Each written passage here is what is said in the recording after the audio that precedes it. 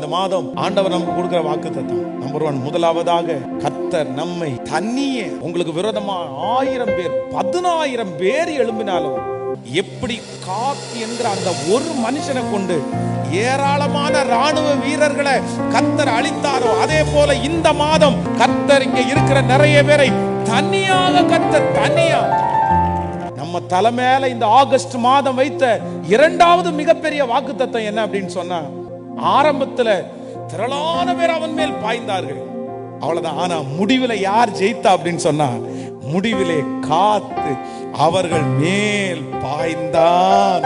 ஆண்டவர் சொல்லுகிறார், இந்த காரியத்தினுடைய முடிவு ஜெயம் உங்க பக்கம்தான், வெற்றி உங்க பக்கம்தான். கர்த்தர் இந்த மாதம் வாக்கு கொடுக்கிறார், உங்களையும் என்னையும் ஆண்டவர் ஜெயிக்க பண்ண போகிறார். இந்த ஆகஸ்ட் மாதம் கர்த்தர் கொடுக்கிற மூன்றாவது வாக்குத்தத்தம், காத் ஏராளம். கர்த்தர் சொல்லுகிறார்,